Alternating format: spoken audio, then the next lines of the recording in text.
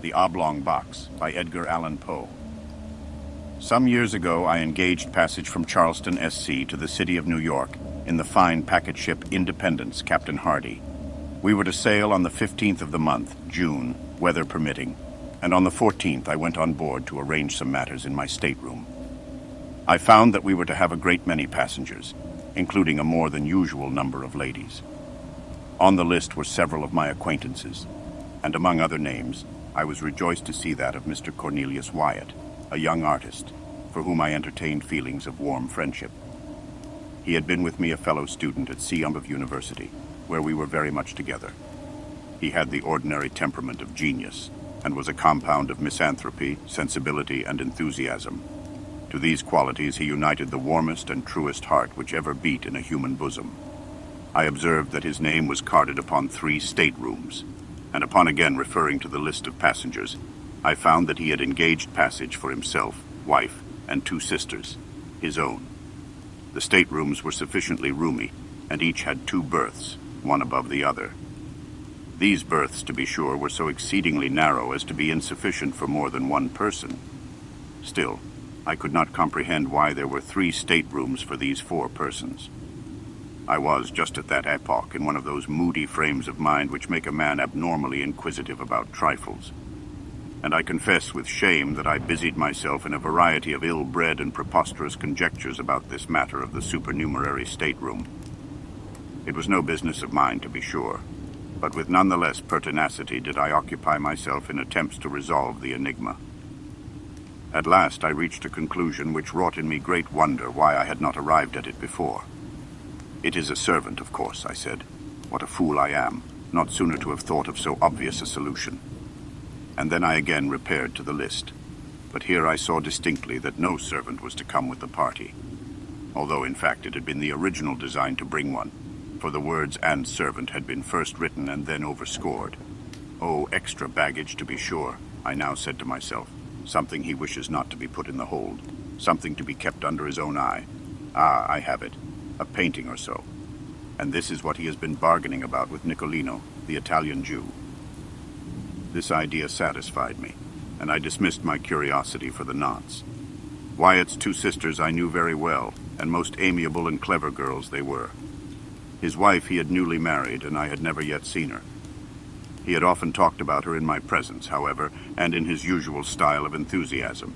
He described her as of surpassing beauty, wit, and accomplishment. I was therefore quite anxious to make her acquaintance.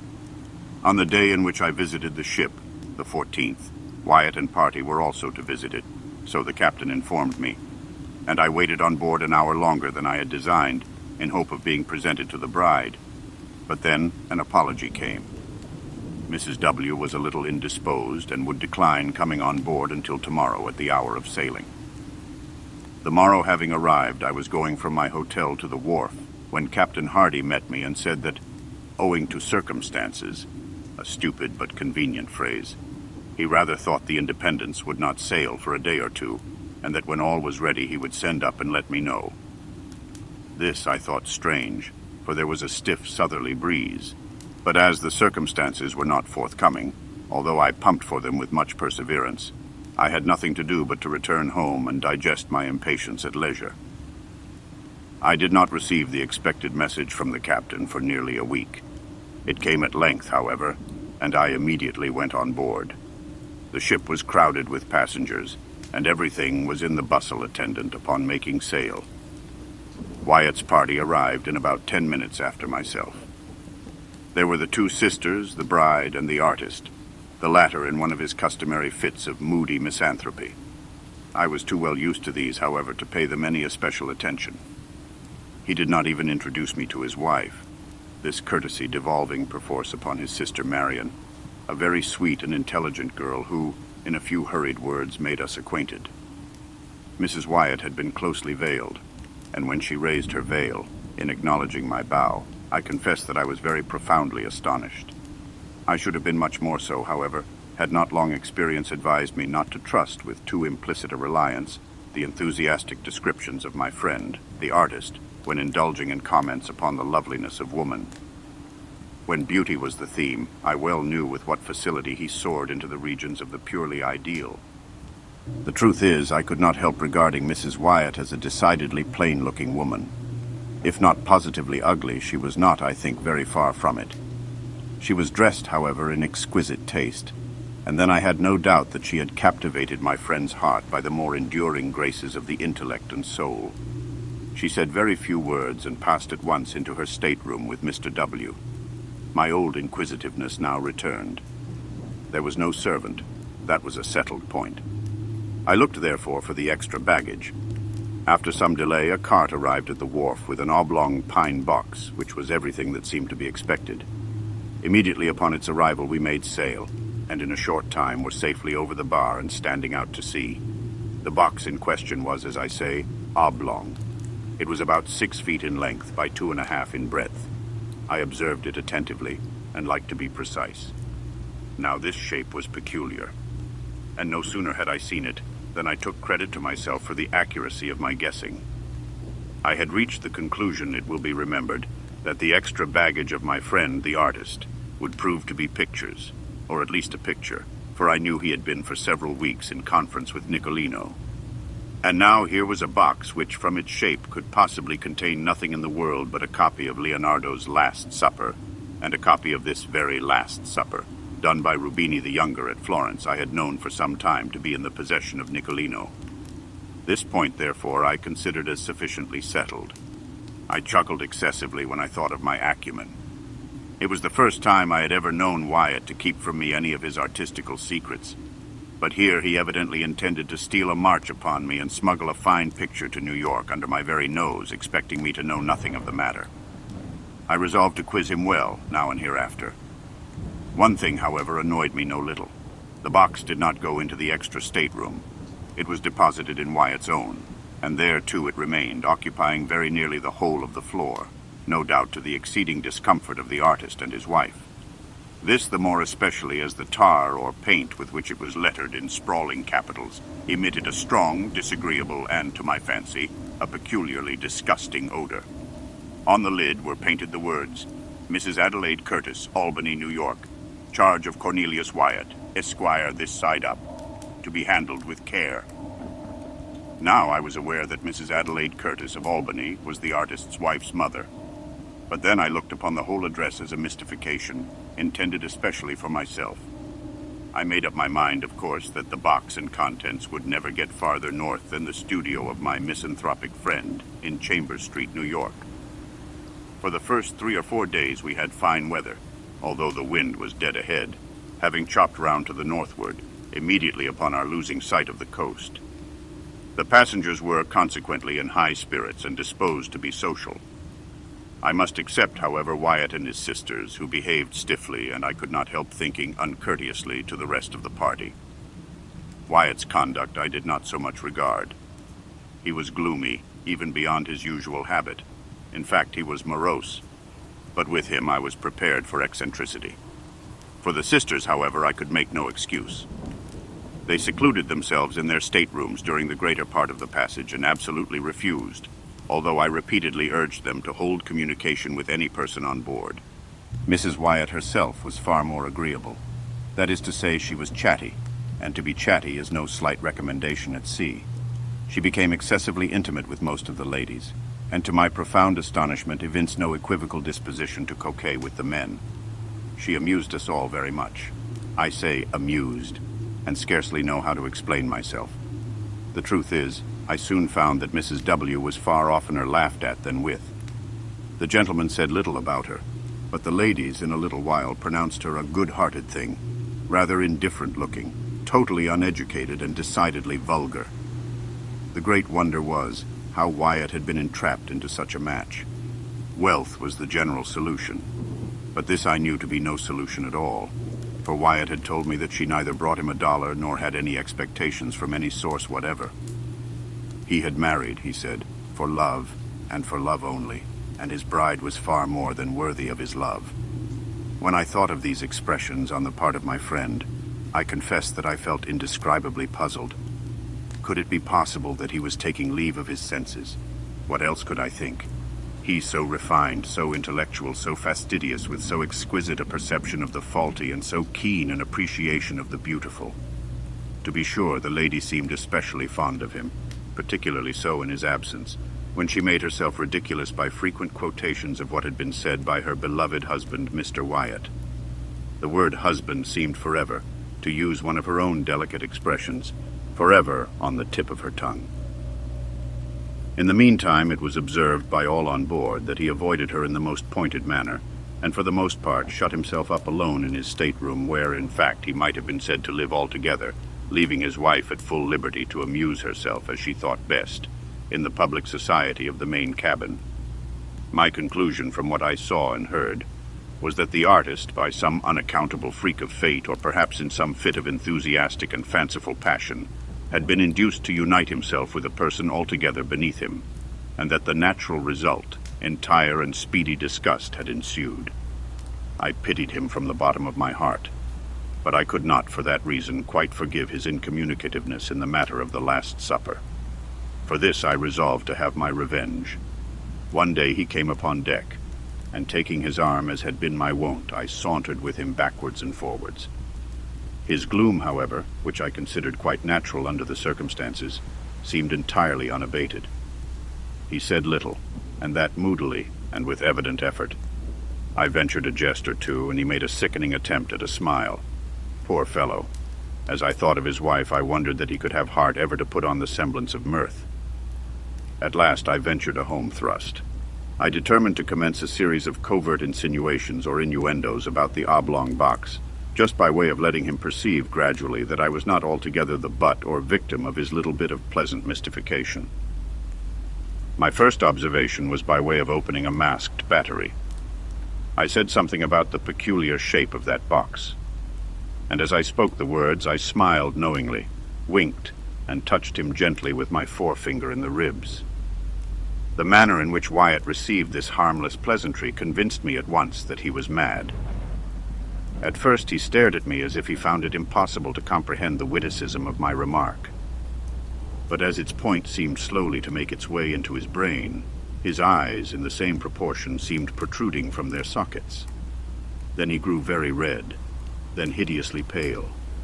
Then, as if highly amused with what I had insinuated, he began a loud and boisterous laugh, which, to my astonishment, he kept up, with gradually increasing vigor for 10 minutes or more. In conclusion, he fell flat and heavily upon the deck. When I ran to uplift him, to all appearance he was utterly dead. I called assistance, and with much difficulty we brought him to himself. Upon reviving, he spoke incoherently for some time. At length we bled him and put him to bed. The next morning he was quite recovered so far as regarded his mere bodily health. Of his mind I say nothing, of course. I avoided him during the rest of the passage by advice of the captain, who seemed to coincide with me altogether in my views of his insanity, but cautioned me to say nothing on this head to any person on board. Several circumstances occurred immediately after this fit of Wyatt's, which contributed to heighten the curiosity with which I was already possessed. Among other things, this. I had been nervous, drank too much strong green tea, and slept ill at night. In fact, for 2 nights I could not be properly said to sleep at all. Now my stateroom opened into the main cabin or dining room, as did those of all the single men on board. Wyatt's 3 rooms were in the after cabin, which was separated from the main one by a slight sliding door, never locked even at night. As we were almost constantly on a wind, and the breeze was stiff, the vessel heeled to leeward very considerably, and whenever the starboard side of the ship was to leeward, the sliding door between the cabins slid open, and so remained, nobody taking the trouble to get up and shut it. But my berth was in such a position that when my own stateroom door was open, as well as the sliding door in question, and my own door was always open on account of the heat, I could see into the after cabin quite distinctly, and just at that portion of it too, where were situated the staterooms of Mr. Wyatt. Well, during 2 nights, not consecutive, while I lay awake, I clearly saw Mrs. W. about 11 o'clock upon each night, steal cautiously from the stateroom of Mr. W. and enter the extra room, where she remained until daybreak, when she was called by her husband and went back. That they were virtually separated was clear. They had separate apartments, no doubt in contemplation of a more permanent divorce. And here, after all, I thought, was the mystery of the extra stateroom. There was another circumstance, too, which interested me much. During the 2 wakeful nights in question, and immediately after the disappearance of Mrs. Wyatt into the extra stateroom, I was attracted by certain singular, cautious, subdued noises in that of her husband. After listening to them for some time, with thoughtful attention, I at length succeeded perfectly in translating their import. They were sounds occasioned by the artist in prying open the oblong box by means of a chisel and mallet, the latter being apparently muffled or deadened by some soft woolen or cotton substance in which its head was enveloped. In this manner I fancied that I could distinguish the precise moment when he fairly disengaged the lid, also that I could determine when he removed it altogether and when he deposited it upon the lower berth in his room. This latter point I knew, for example, by certain slight taps which the lid made in striking against the wooden edges of the berth, as he endeavored to lay it down very gently, there being no room for it on the floor. After this there was a dead stillness, and I heard nothing more upon either occasion until nearly daybreak, unless perhaps I may mention a low sobbing or murmuring sound, so very much suppressed as to be nearly inaudible, if indeed the whole of this latter noise were not rather produced by my own imagination. I say it seemed to resemble sobbing or sighing, but of course it could not have been either. I rather think it was a ringing in my own ears. Mr. Wyatt, no doubt, according to custom, was merely giving the rein to one of his hobbies, indulging in one of his fits of artistic enthusiasm. He had opened his oblong box in order to feast his eyes upon the pictorial treasure within. There was nothing in this, however, to make him sob. I repeat, therefore, that it must have been simply a freak of my own fancy, distempered by good Captain Hardy's green tea. Just before dawn, on each of the 2 nights of which I speak, I distinctly heard Mr. Wyatt replace the lid upon the oblong box and force the nails into their old places by means of the muffled mallet. Having done this, he issued from his stateroom fully dressed and proceeded to call Mrs. W. from hers. We had been at sea 7 days and were now off Cape Hatteras when there came on a tremendously heavy blow from the southwest. We were, in a measure, prepared for it, however, as the weather had been holding out threats for some time. Everything was made snug, alow and aloft, and as the wind steadily freshened, we lay to at length under spanker and foretopsail, both double-reefed. In this trim, we rode safely enough for 48 hours, the ship proving herself an excellent sea-boat in many respects, and shipping no water of any consequence. At the end of this period, however, the gale had freshened into a hurricane, and our aftersails split into ribbons, bringing us so much in the trough of the water that we shipped several prodigious seas, one immediately after the other. By this accident we lost 3 men overboard, with the caboose and nearly the whole of the larboard bulwarks. Scarcely had we recovered our senses before the foretopsail went into shreds, when we got up a storm staysail, and with this did pretty well for some hours, the ship heading the seas much more steadily than before. The gale still held on, however, and we saw no signs of its abating. The rigging was found to be ill-fitted and greatly strained, and on the 3rd day of the blow, about 5 in the afternoon, our mizzenmast, in a heavy lurch to windward, went by the board. For an hour or more we tried in vain to get rid of it, on account of the prodigious rolling of the ship, and before we had succeeded, the carpenter came aft and announced 4 feet of water in the hold. To add to our dilemma, we found the pumps choked and nearly useless. All was now confusion and despair, but an effort was made to lighten the ship by throwing overboard as much of her cargo as could be reached and by cutting away the 2 masts that remained. This we at last accomplished, but we were still unable to do anything at the pumps, and in the meantime the leak gained on us very fast. At sundown the gale had sensibly diminished in violence, and as the sea went down with it, we still entertained faint hopes of saving ourselves in the boats. At 8 p.m. the clouds broke away to windward, and we had the advantage of a full moon, a piece of good fortune which served wonderfully to cheer our drooping spirits.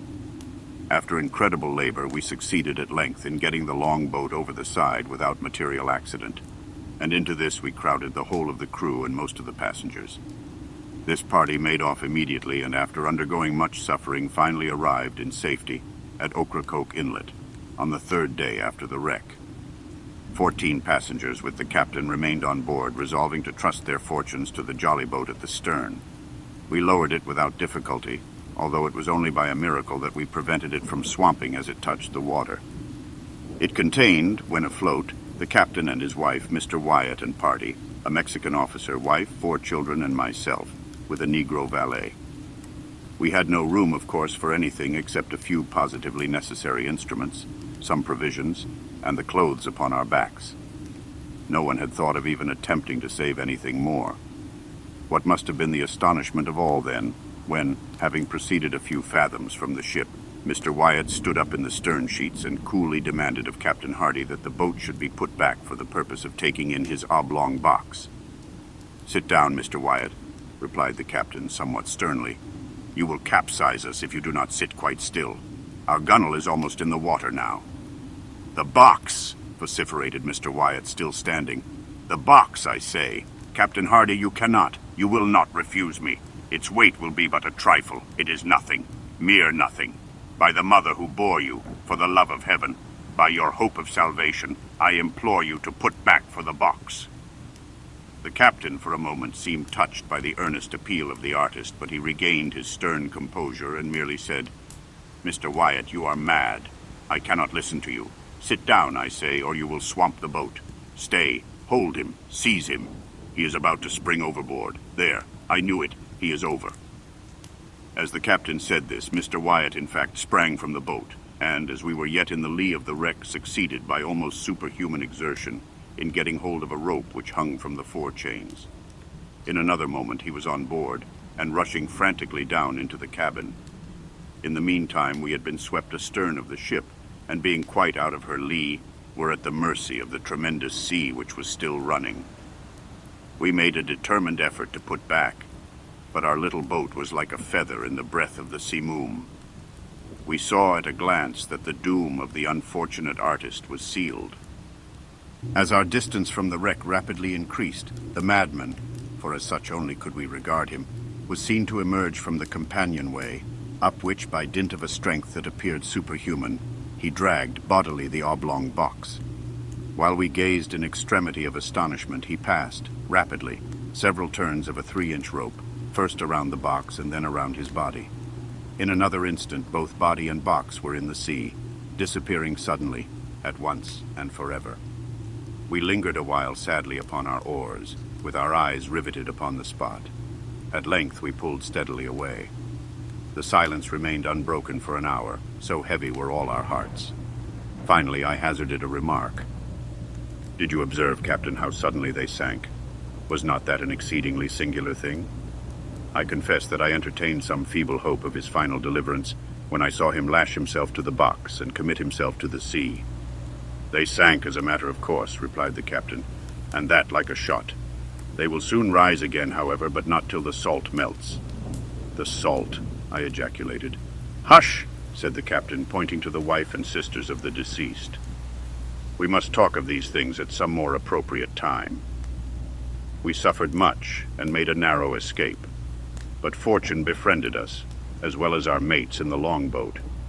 We landed in fine, more dead than alive, after 4 days of intense distress upon the beach opposite Roanoke Island. We remained here a week, were not ill-treated by the wreckers, and at length obtained a passage to New York. About a month after the loss of the Independence, I happened to meet Captain Hardy in Broadway. Our conversation turned naturally upon the disaster, and especially upon the sad fate of poor Wyatt. I thus learned the following particulars. The artist had engaged passage for himself, wife, 2 sisters, and a servant. His wife was, indeed, as she had been represented, a most lovely and a most accomplished woman.